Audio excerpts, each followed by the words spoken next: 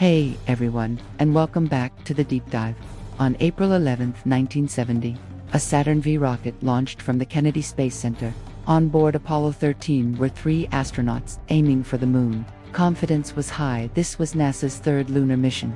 But just days later, their dream of a moonwalk would vanish, replaced by a single, desperate goal: survival. What happened over those next 4 days became one of the most incredible rescue missions in history.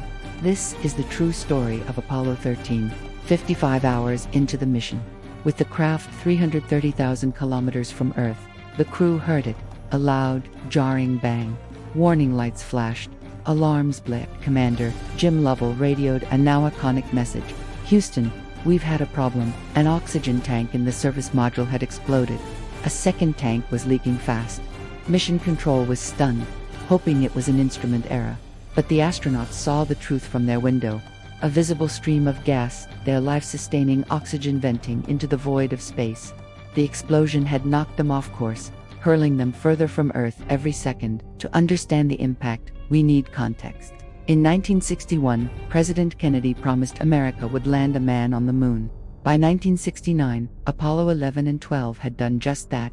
The goal was achieved. Public excitement waned. Apollo 13 was seen as routine. Networks didn't even air the crew's initial broadcast. NASA's budget was being cut.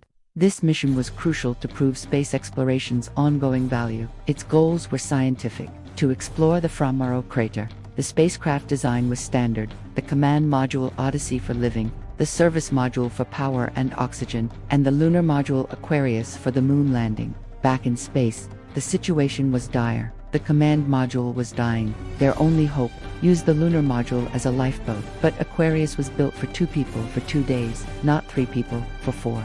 Carbon dioxide began to rise to lethal levels.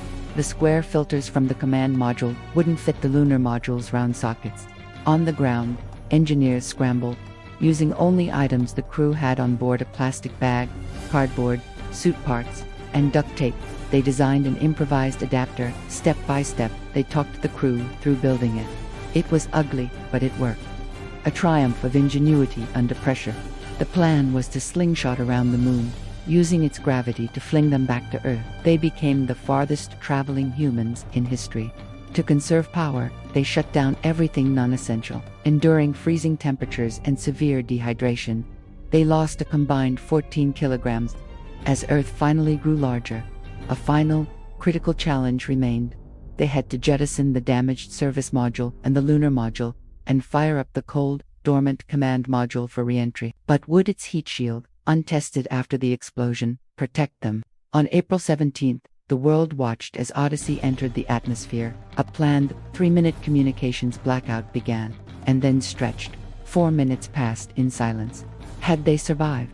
At 4 minutes and 27 seconds, a crackle broke the silence. It was Jim Lovell's voice. Parachutes were sighted. Against all odds, they had made it. Apollo 13 was a successful failure. No moon landing, but a monumental victory for teamwork, cool-headed problem-solving, and human resilience. It changed NASA forever, leading to major safety overhauls. While Apollo missions 14 through 17 succeeded, Apollo 17 in 1972 marked the last time humans walked on the moon. Why did we stop? That's a story for another deep dive. What's the most incredible problem-solving story you've heard? Let me know in the comments. If you want to dive deeper into the Apollo era, check out my video on Apollo 11 right here. Thanks for watching. Don't forget to subscribe and hit the bell for more deep dives into history, science, and technology. I'm Rana Asif. See you in the next one.